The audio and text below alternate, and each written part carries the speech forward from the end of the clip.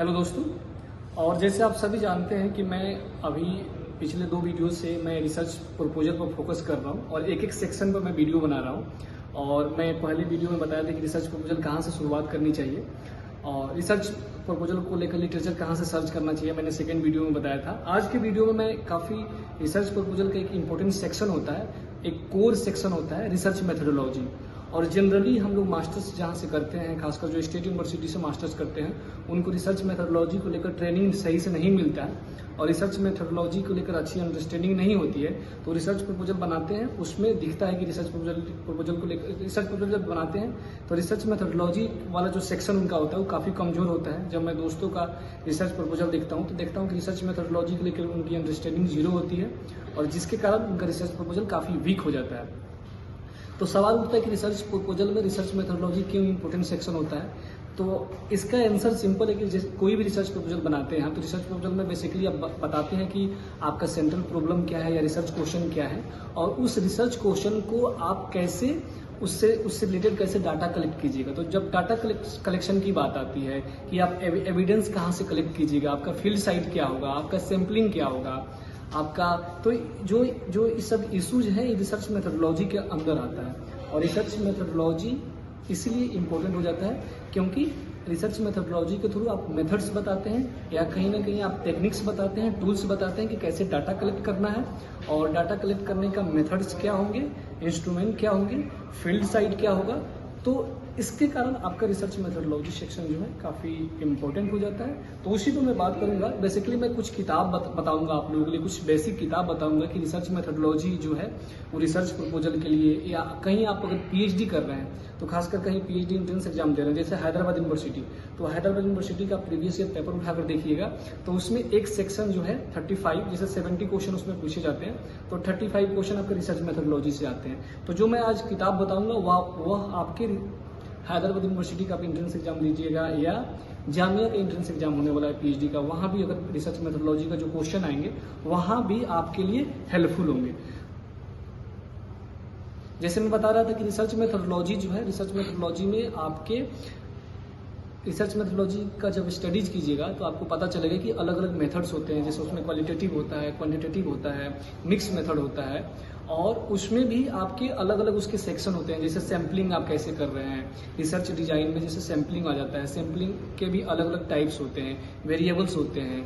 आप field site अगर choose कर रहे हैं किसी भी स्टडीज के लिए, जैसे छोटा सा एग्जाम्पल दे रहा हूँ, जैसे मान लीजिए कि राजस्थान में मैं चाइल्ड मैरिज पर काम कर रहा हूँ तो मैंने फील्ड साइट चूज किया राजस्थान में कोई एक डिस्ट्रिक्ट में, मान लीजिए ऑल ओवर मैंने डिस्ट्रिक्ट चूज किया तो मुझे जस्टिफिकेशन देना पड़ेगा कि उस साइट को मैं क्यों चूज कर रहा हूँ, ठीक है। उसके बाद जो एक सबसे इंपॉर्टेंट जो पॉइंट है रिसर्च मेथोडोलॉजी के लिए आपके रिसर्च प्रपोजल में, आपके रिसर्च मेथोडोलॉजी आपके रिसर्च क्वेश्चन और रिसर्च ऑब्जेक्टिव से डिटरमाइन होते हैं कि आप किस टाइप का आपका रिसर्च क्वेश्चन है, किस टाइप का आप स्टडी करना चाह रहे हैं, आपका ऑब्जेक्टिव्स क्या है। तो उससे आपके रिसर्च मेथोडोलॉजी सेक्शन डिसाइड होते हैं कि आपके मेथड्स क्या होंगे।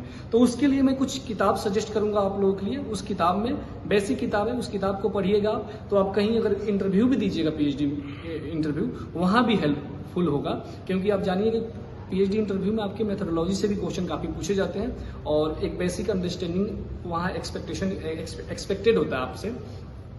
तो जो किताब है, एक तो रंजीत कुमार की किताब है research methodology step by step guide for beginners. बहुत ही बेसिक किताब है। आप हिंदी मीडियम के स्टूडेंट हैं या आप इंग्लिश मीडियम के स्टूडेंट हैं, रिसर्च मेथोडोलॉजी का कोई ट्रेनिंग नहीं है आपको, रिसर्च मेथोडोलॉजी अगर आप बिगनिंग आप कहें अगर बेसिक से स्टार्ट करना चाहते हैं तो इस किताब को देख सकते हैं। काफ़ी इजी लैंग्वेज में लिखा गया है, जो किताब का डिजाइन है वो भी काफ़ी इजी है और उसमें छोटे छोटे थीम को कवर किया गया कि सेंट्रल क्वेश्चन का क्या मतलब होता है, सेंट्रल क्वेश्चन कैसे फॉर्मुलेट किया जाए, लिटरेचर रिव्यू कैसे किया जाए, थीमेटिक किया जाए, ठीक है।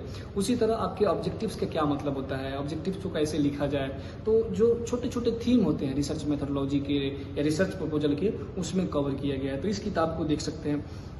इसके अलावा दूसरी किताब जो है एलन बेरीमैन का एक किताब है रिसर्च मेथड्स के, उसको आप देख सकते हैं। उसमें लेकिन सेलेक्टिव पढ़िए, काफ़ी मोटी किताब है, काफ़ी बल्कि किताब है, बल्कि मतलब काफ़ी बड़ी किताब है, 500-600 पेज की किताब है। तो उसमें आप सेलेक्टिव कुछ चीज़ें देख सकते हैं, पढ़ सकते हैं। एक जो तीसरी किताब जो है वो काफ़ी इंटरेस्टिंग है, आपके political research methods and practical skills, जो सेंड्रा हाल्परिन एंड ओलिवर हेथ ने दोनों ने इस किताब को लिखा है। और इस किताब के माध्यम से रिसर्च मेथोडोलॉजी के साथ साथ आपको एक फिलॉसफी ऑफ साइंस, जो फिलॉसफी ऑफ साइंस बेस बताता है सोशल साइंस का, जो डिबेट है मेथोडोलॉजी को लेकर, वो आपके फिलॉसफी ऑफ साइंस में कवर होता है। तो इस किताब के माध्यम से आपको एक फिलॉसफी ऑफ साइंस की एक अंडरस्टैंडिंग बनेगी आपको, और एक डेप्थ अंडरस्टैंडिंग बनेगी कि मेथड्स को लेकर क्या क्या डिबेट हैं। और जैसे आप एक डिबेट देखते होंगे मास्टर्स में भी, अगर आप मेथोडोलॉजी पढ़े होंगे कि सोशल साइंस कैसे साइंटिफिक स्टडी करता है, कैसे साइंस है कि नहीं है, जो एक डिबेट है, ठीक है, उसका अंडरस्टैंडिंग आपको फिलॉसफी ऑफ साइंस के थ्रू मिलेगा। तो जो थर्ड किताब मैंने जो बताया, political research methods and practical skills, इस किताब से उसमें आपको कवर होगा, हमसे वहाँ से सेंस मिलेगा। और दूसरी जो इंपॉर्टेंट बात है कि अगर आप हैदराबाद यूनिवर्सिटी का भी एग्जाम देने वाला, एंट्रेंस एग्जाम देने वाले हैं, जो 19 को होने वाला है, तो वहाँ पर फिलॉसफी ऑफ साइंस से क्वेश्चन पूछे जाते हैं, सैम्पलिंग से क्वेश्चन पूछे जाते हैं, वेरिएबल से क्वेश्चन पूछे जाते हैं। तो इस किताब के माध्यम से भी वहाँ हेल्प होगा। अगर आप वहाँ जा रहे हैं तो इस किताब में भी देख सकते हैं सेलेक्टिवली।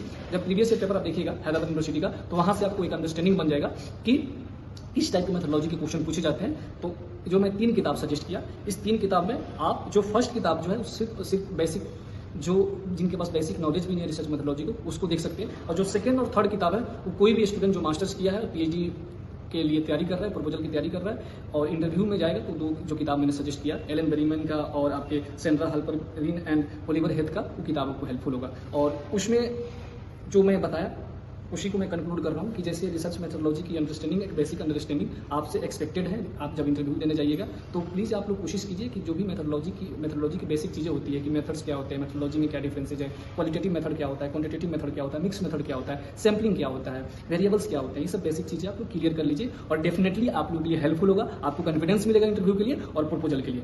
बहुत बहुत धन्यवाद कि आप लोगों ने लास्ट तक वीडियो देखा। अगर वीडियो हेल्पफुल है, अगर वीडियो अच्छी लगी हो तो लाइक कर लीजिए, और जो दोस्त जो तैयारी कर रहे हैं पीएचडी के, उनके साथ वीडियो शेयर कीजिए।